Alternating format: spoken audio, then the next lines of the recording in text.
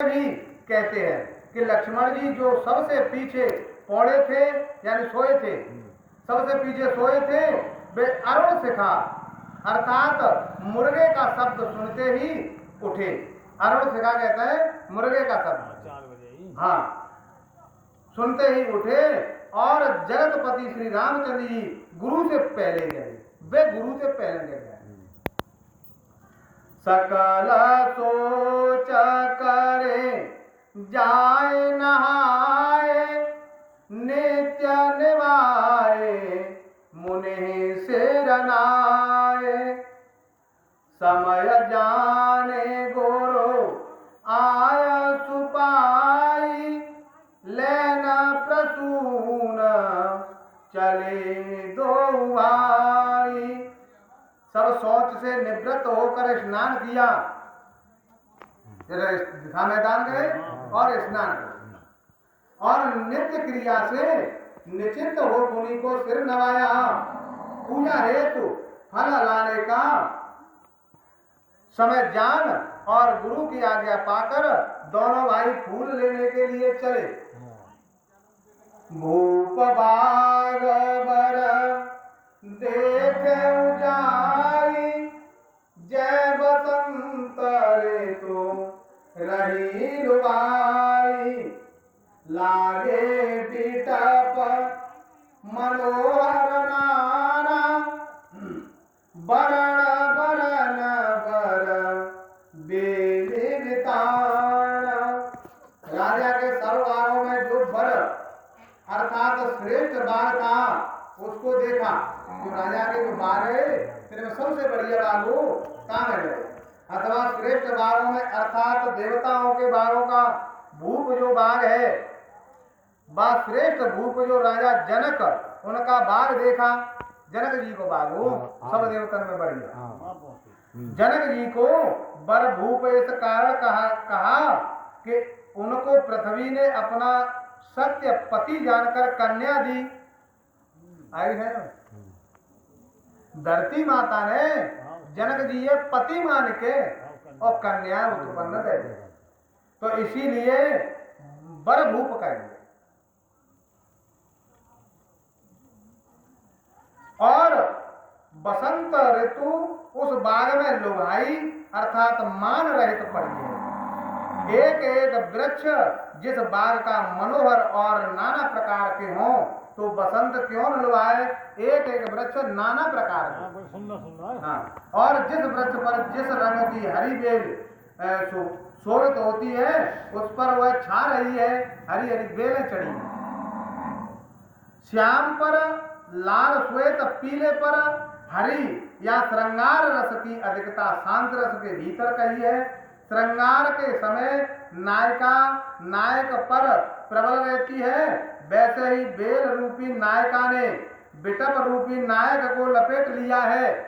जैसे नायिका कहते हैं गायिका, जैसे नायिका यहाँ देखिए जो नृत्य करती है और बाके वो श्रृंगार करके जब नृत्य करते हैं तो नायक कहते हैं यानी मनुष्य। तो वो कितना लोग शोभा जैसे कितनी अच्छी लगती है, वो बाकी बातें शोभा है और बाकी बातें शोभा है। ऐसे ही पेड़ पे हरी बेल का लाल फूल है तो हरी बेल है, का वो सफेद फूल है तो का कैसी बेल है, ऐसा शोभा। हाँ, नव पलव फल सुमन सुआए, निज संपत्ति सुर रुख लजाए। चातक कोकिल कीर चकोरा, कुंजत बिहग नचत कलमोरा। नए पत्र फल फूल से वृक्ष शोभित हैं, नए नए पत्ता आए, बा पत्ते और फूल फल के बाहर से झुककर सुहावने हो गए हैं। नए पत्ता आवे तो पेड़ देखो झुक जाते, मनार सी बन जाते। हाँ, जिन संपत्ति के अर्थात फूल फल से सुर रुख कल्प वृक्षादि को लज्जित करते हैं। कल्प वृक्ष हुए वे वृक्ष लज्जित कर रहे हैं। हाँ, वे राम जानकी जो जीवन की नित्य अर्थात मुख्य संपत्ति है, सो उनके विहार से ऐसे शोभायमान है कि सुरपुर के वृक्ष लजाकर रूखे पड़े गए। जैसे सुरपुर के कहते हैं इंद्रलोक के। आजा कहते हैं बिछौना। यद्यपि उस बाग में अनेक भांति के पक्षी हैं, परंतु यहाँ 5 पक्षी श्रृंगार के उद्दीपक है। इस कारण पपीहा, कोकिला, तोता, चकोर और मोर, ये 5 पक्षी यहाँ है। इनका नाम लिखा। दूसरे यह है कि 5 3 ऋतु के भोगी हैं, बसंत, वर्षा, शरद, और सो अपनी अपनी ऋतु के भ्रम से सदा उसमें बसे रहते हैं। ये 5 जो पक्षी होते हैं वे अपनी अपनी ऋतु के में है। हाँ, आशय यह है कि इस बाग में 3 ऋतु रहती हैं। बसंत ऋतु जो उसमें सदैव रही है, इससे उसके भोगी 3 सोचकर उसमें सदा रहती है। वर्षा ऋतु का उसमें सदैव रहना इस प्रकार से है कि जो वृक्ष के कुछ पुराने काले काले पत्ते काली घटा के समान है, श्वेत फूलों की पंक्ति बक समान है, पीले फूलों की पंक्तियां का लई गाना बिजली है, लाल पीले हरे फूलों की पंक्तियां मेल इंद्रधनुष के समान है। ऐसे वर्षा ऋतु महसूस होते हैं कि वर्षा ऋतु है। पवन का कुंजों में प्रवेश करना, बादल की गर्जन है और फूलों की रचना सदैव टपकते रहना वर्षा है। इसके कारण मोर सदैव नृत्य करते हैं। शरद भोगी बाग में चातक चकोर शरद ऋतु को सदैव इस रीत से भोगते हैं। जैसे पत्ता झटते हैं, वो पत्ते फूल झटते हैं तो ऐसा लगता है वर्षा है कि श्यामलों के सघनता को, अमर आकाश और अनेक रंग के फूलों को, नखत तथा जानकी जी के गौर बदन को शरदपूर्ण चंद्रमा मानते हैं। मध्यभाग सर सोह सुहावा, मणि सोपान विचित्र बनावा, विमल सलील सरसिज बहुरंगा, जल खग कूजत गुंजत वांगा। सोह और सुहावा एक अर्थ के 2 शब्द लिखना पुनरुक्त दोष है। एक शब्द के 2 अर्थ लिखो दोष है, परंतु यहाँ दोनों शब्द 2 स्थानों में होकर अन्यालंकार अर्थ कहते हैं। सो सर से सुहावा, बाग से लगता है, अर्थात बाग को सुशोभित करने वाला सर मध्य बाग में सोता है और उसमें रंग रंग के मणियों की विचित्र बनी हुई सीढ़ियां हैं। वह मध्य बाग में सुहावना तालाब सुशोभित हो रहा है। विमल जल में बहुरंग के कमल खिले हैं और जल के पक्षी गूंज रहे हैं और रंग गूंज रहे हैं। बहुरंग का शब्द सबसे लगता है। कमल और पक्षियों के गोल का बहुरंग होना प्रत्यक्ष है। रंग और बहुरंग इसलिए वे जिस रंग के कमल पर बैठे उसकी वजह से उसी रंग के हो।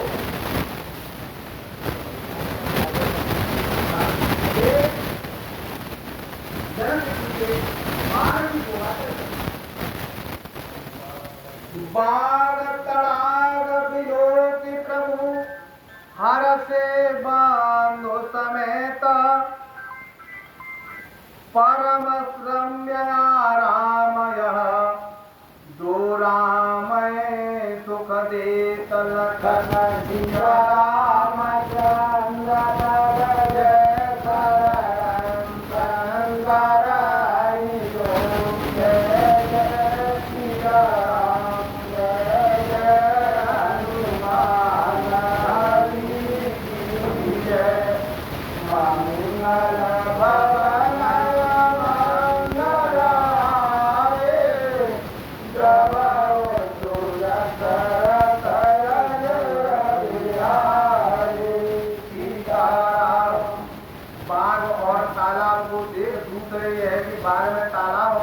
देखा तो भाई के सहित प्रसन्न हुए। बाग में तालाब, सुंदर सुंदर तालाब बने, फिर भी मोती के यानी जैसे सीढ़ियां बनी, हाँ सोने चांदी की। यह आराम अर्थात बाग जो राम जी को सुख देता है तो परम रम्य है। जो राम जी हुए शोभा गया हो, क्योंकि राम जी जगत के रमने वाले हैं, और जब बाग राम जी को सुख देने वाला गया तो परम रम्य हुआ। दूसरा अर्थ यह है कि परम रम्य जो वस्तु है उसको यह बाग आराम देने वाला, अर्थात वह वस्तु इसमें विश्राम करती है। और देत शब्द तीनों काल का बोधक है। उसका लक्ष्य यह है कि बाग तड़ाग विलोके, आज यह भूतकाल हुआ और लगे लेन दल फूल, यह वर्तमान हुआ और तय अवसर सीता तय आई, यह भविष्य काल होगा। तीनों काल में दर्शाए गए। चहुस्ते से चेत पूछ माली गण, लगे लेन दल फूल मुदित मन, तहि अवसर सीता तह आई, गिरजा पूजन जनने पठाई। कल फोन आओ तो उठाए लो और रामायण सुने वो देख मालियों से पूछकर प्रसन्न मन हो फूल तोड़ने लगे। मालिन से पूछिए, तोड़ने का नाम अज्ञात नहीं है। हाँ, मुदित मन कहने से यह जाना जाता है कि उससे पहले विमन हो गए थे। सो इससे प्रकट है कि रघुनाथ जी ने चारों ओर देखा कि राजपुत्र ही आती हुई सृष्टि दृष्टि पड़े। जब न देखा तो माली से पूछा, जैसे चारों ओर पहले निगाह पसारी है कि सीता जी आई है कि ना है, तब माली से पूछिए कि फल फूल तोड़ ले। माली दिखो देखा तो माली से पूछा, उन्होंने कहा यह समय सीता के आने का है, यह समय सीता के आने का है। यह सुन मुदित मन हुए और फूल लेने लगे। उसी समय जानकी जी वहां आए। वह माली ने कही कि तोड़ लो, लेकिन जिस सीता जी को आए को टाइम, हाँ वह आई। पार्वती जी के पूजन करने को माता ने भेजा था। सुनैना माता ने पार्वती के पूजन के लिए भेजो बाग। अतः माता की आज्ञा से देव पूजन को जानकी जी का आना लोक विरुद्ध नहीं। संग सखी सब सुबह सयानी, गावह गीत मनोहर वाणी, सर समीप गिरजाग्र सोहा, बरण न जाए देखे मन मोहा। संग में सखी सब सुंदर और चतुर हैं। सखी आइए से सुंदर और चतुर सखी आइए, हाँ मनोहर वाणी से गीत गाती हैं। सुभगता यह है कि रूप भूषण समानता से मनोहर जिसकी सहज वाणी है गीत गाती हैं, इससे अधिक मनोहरता सूचित हुई। अथवा ऐसे गीत गाती हैं कि वाणी जो सरस्वती है, वाणी जो मालूम पड़ते है कि स्वयं सरस्वती बैठी, हाँ उनके मन को हरे साक्षात वाणी मनोहर गीत गा रहे हैं। तालाब के समीप पार्वती का मंदिर सुशोभित है। पार्वती जी को तालाब के समीप मंदिर बनो।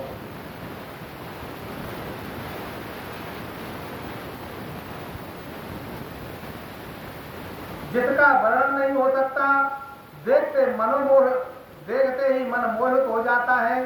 यह वह सर नहीं है जिसके निकट श्री रामचंद्र जी हैं, क्योंकि वहां मंदिर का होना वर्णन नहीं किया। यह यदि वह सर होता तो जानकी जी सखियों सहित उसमें मंजन कैसे करती। और आगे लिखा है, गई रही देखन फुलवाई, एक सखी ने जाकर देखा और चली अग्र करे, विप्र सखी सोई। गई रही देखन फुलवाई, एक सखी ने जाकर देखा, चली अग्र करे प्रिय सखी सोई। गिरजा इस कारण कहा कि वहां आप कुमारी हैं और नाम भी कुंवारी कन्या का है। जब आगे श्री रामचंद्र जी को हृदय में रख फूल वाटिका में जाएंगी, तब भवानी कहेंगी पति युक्त।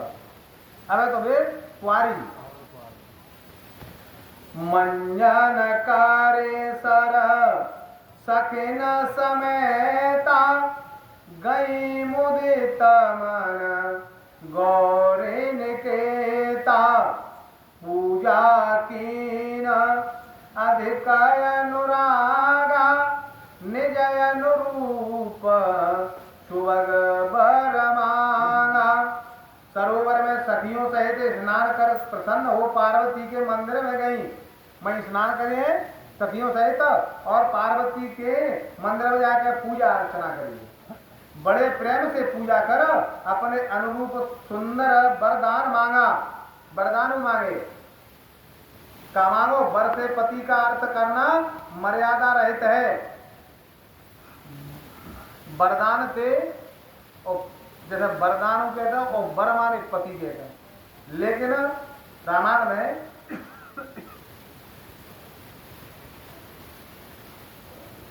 वर से पति का अर्थ करना मर्यादा रहित है।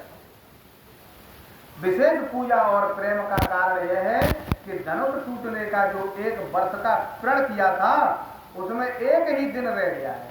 एक वर्ष को टाइम दो तो एक वर्ष तक अगर धनुष टूट जाओ वो छोड़ देवो, ताकि संग में जनक जी अपनी करें तो वो बात एक ही दिन बाकी रहे और साल भर टूटे। हाँ, प्रतिज्ञा करें।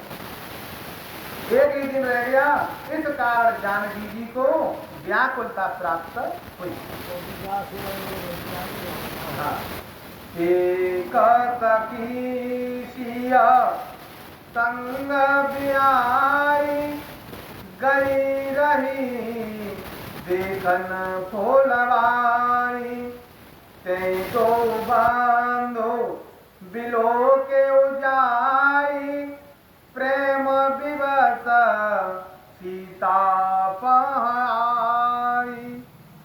एक सखी अर्थात सबसे प्रधान, उसका जाना भूल से बा अपने मन से नहीं पाया जाता, क्योंकि पहले कहा है कि सब सखी सुभग सयानी है, तो भूलना और मन से चली जाना सयानी का नाम नहीं।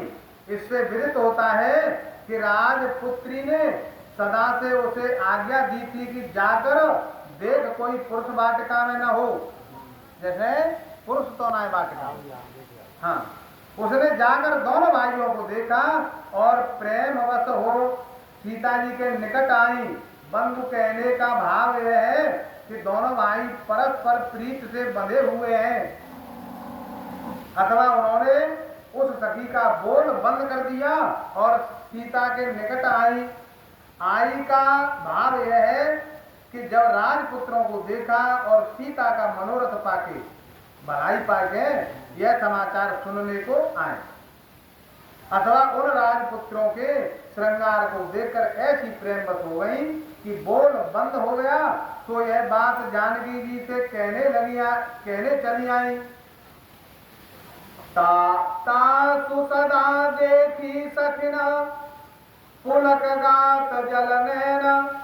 काहु कारण निज हरस कर, पूजय सब मृदु बेन लखन सिया रामचंद्र पद जय शंकर हरि ओम जय जय सिया राम जय जय हनुमान हरि की जय। मंगल वदन मंगल हारे, द्रव सुदशरथ अजर बिहारी सीता। जैसे मंगी बगिया को ही वर्णन कर रहा हो